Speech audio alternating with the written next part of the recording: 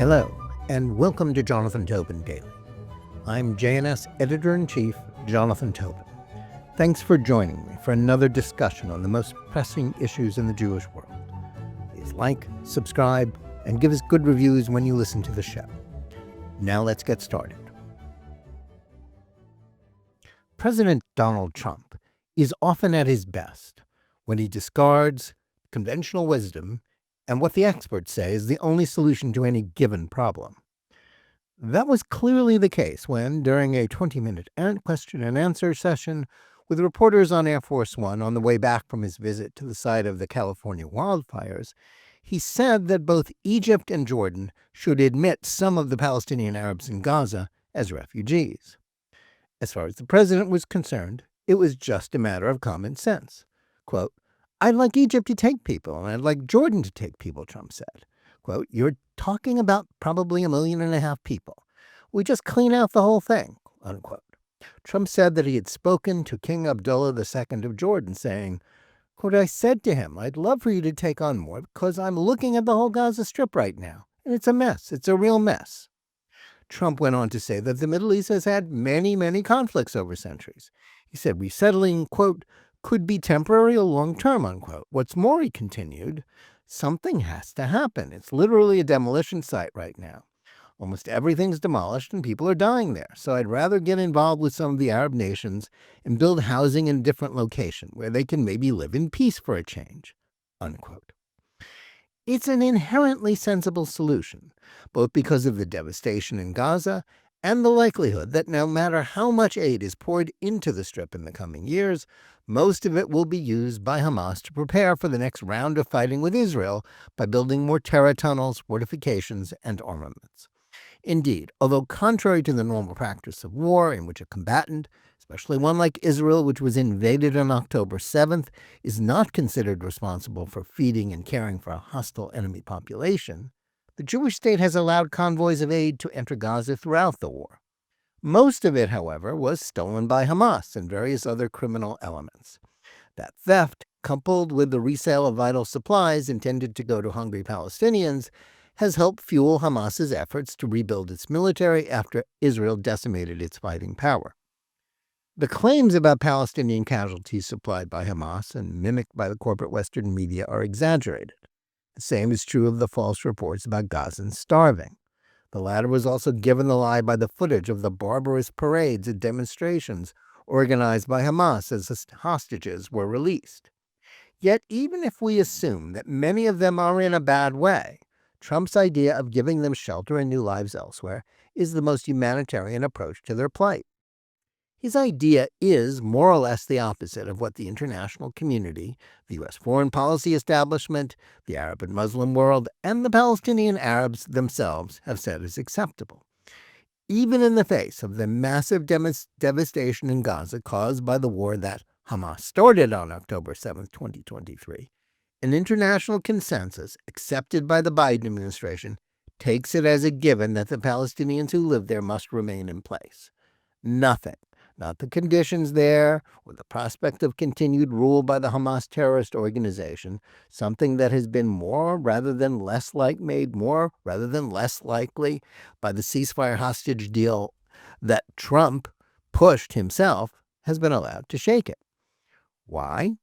One of the accepted principles of Middle East foreign policy over the past 8 decades has been the belief that the Palestinian Arabs who fled their homes in 1948 during the course of Israel's War of Independence must stay where they are. That contrasts the treatment of every other refugee population of that era. During that period, as many as 50 to 65 million people were displaced by wars and the partitions that accompanied the post-colonial era in Europe, Asia, and Africa. That included 16 million German speakers who were forced out of their homes in Eastern Europe, both as punishment for Nazi Germany's depredations as well as to make way for Poles and others who were displaced by Soviet dictator Joseph Stalin's shifting of the borders of various nations as part of his imperial ambitions. It's also included 14 million inhabitants of what is now India, Pakistan, and Bangladesh, as Muslims and Hindus fled for their lives to avoid the pogroms aimed at religious minorities who found themselves on the wrong side of arbitrarily drawn borders. Among the number of those displaced in that era were approximately 700,000 Arabs living in the British Mandate for Palestine, which had been partitioned by the United Nations in 1947 to make way for a Jewish and an Arab state. The Jews welcomed the plan, but the Arabs rejected any resolution other than the establishment of a single Arab state. When 5 Arab nations invaded the country on May 15, 1948, after Israel declared its independence, many Arabs fled, while some were also subsequently pushed out by the Israelis during the course of the bitter fighting that ensued. During this same time, approximately 800,000 Jews were forced to flee from their homes in the Muslim and Arab world, and were eventually resettled in Israel or the West. In the face of this enormous refugee problem, the fledgling United Nations created 2 agencies to deal with the refugee crisis. One was established to help those 700,000 Arabs, the United Nations Relief Works Agency, or UNRWA. Another, the UN High Commission, was tasked with dealing with everyone else. Over time, the UN High Commission fulfilled its task. There are no remaining refugees from that period who have not found homes and the chance to start new lives. UNRWA, though, believed it had a different job. Since its founding, UNRWA considered that its task was not to it assumed that its role of ensuring that they stayed in refugee camp, that all these years later are more like rundown urban developments, not to resettle them.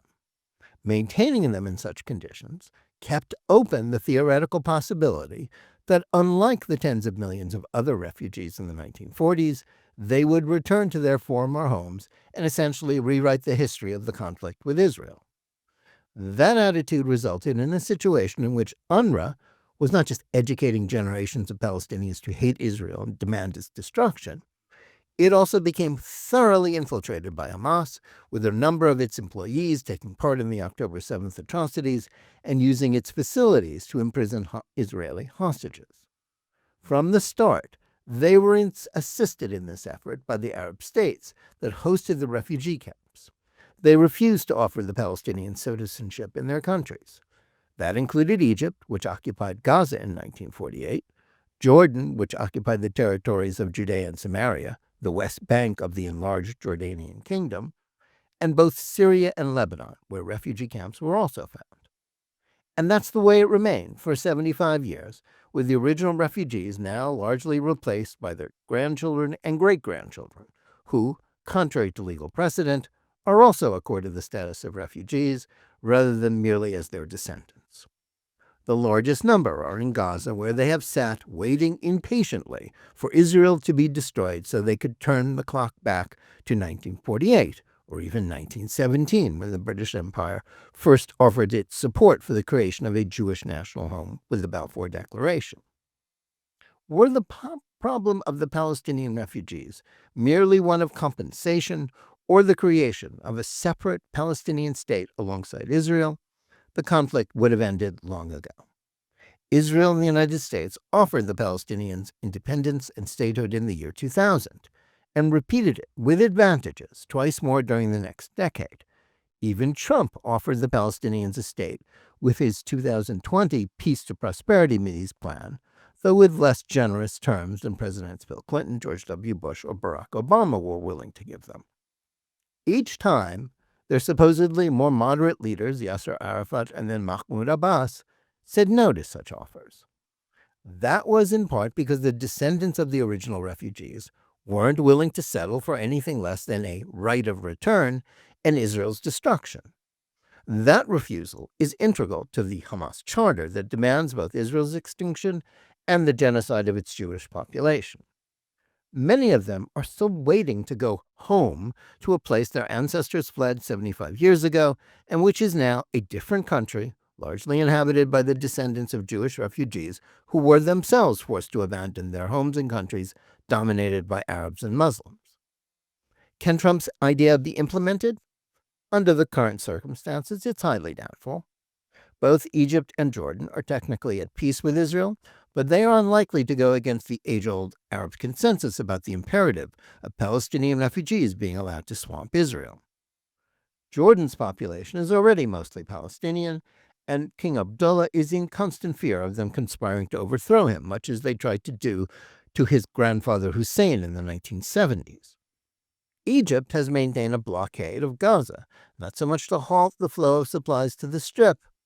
Hamas got much of its armaments via smuggling from Iran across that border, but it too is deathly afraid of allowing thousands, if not hundreds of thousands of Palestinian supporters of Hamas into their country, since the government believes that they would join forces with their Muslim Brotherhood allies who seek the overthrow of Egyptian President Abdel Fattah Sisi.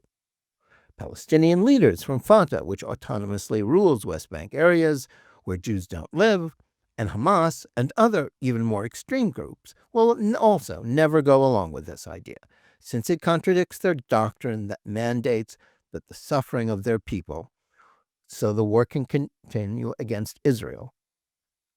But Trump is right.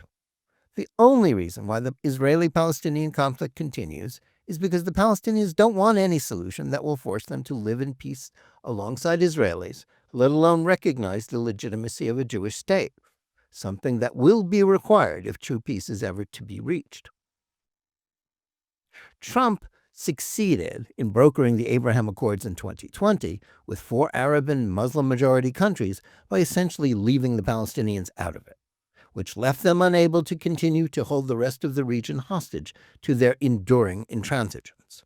That's why, despite the refusal of other Arab countries to get involved, Trump should persist in his position. The only hope for those stuck in Gaza is to break free of the cycle of violence to which Hamas and other Palestinian groups are committed as a matter of inviolable principle. Staying there means not only a difficult struggle for survival in a devastated, war-torn area, it also means continuing an existence in which their leaders believe that their only purpose is to suffer and die so that the war in Israel's existence can go on, and thereby gain sympathy from ignorant, easily manipulated, or anti-Semitic onlookers elsewhere. The foreign policy establishment believes that the only alternative is granting the Palestinians statehood. In a world where Palestinians were not committed to Israel's destruction, that might make sense. We don't live in such a world, and that's why the overwhelming majority of Israelis, including many formerly on the left and sensible people elsewhere, oppose it. Under these circumstances, that would mean not just rewarding Hamas and its supporters for starting a brutal war with unspeakable atrocities on October 7th, it also guarantees that Hamas and its allies would take over Judea and Samaria from Fatah, and thereby be enabled to make good their pledge of carrying out more October 7th type atrocities from that far larger, more strategic territory. There may be no way to break the impasse with the Palestinians, and Trump should be encouraged to return to his Abraham Accords formula and cut them out of the equation. The Palestinians are, as some wags noted during his first term, akin to the owners of a rapidly depreciating property that are unwilling to budge from a high sale price that is no longer realistic. That is something that canny real estate owners like Trump can smell a mile away, which is to say that there's no way that the intransigent Palestinians will ever get a state, or at least not until at some point in the far-off future, when they find a way to move away from a national identity inextricably linked to the war to destroy Israel. In the meantime, the truly humanitarian thing to do will be to start the process of resettling Gaza civilians who want a better life elsewhere, an option they have always been denied until now. That's what the president has embraced, and he's right to do so. Perhaps only an outlier like Trump, who never listens to what the experts say is possible, would even consider such a plan. Those who consider themselves to be sympathetic to the Palestinians or desirous of peace in the Middle East ought to support that stand. Thanks for listening. Please remember to tune in every day for Jonathan Tobin Daily Edition and every week for Think Twice, my full-length JNS TV program. Whether you're listening to us on Apple, Spotify, YouTube Music, or any of the other podcast platforms, or on the JNS YouTube channel, please like and or subscribe to JNS. Click on the bell for notifications and give us good reviews. Please write to us at thinktwice@jns.org and let us know where you listen or watch the show and what you think about it. And remember, keep reading and thinking for yourself.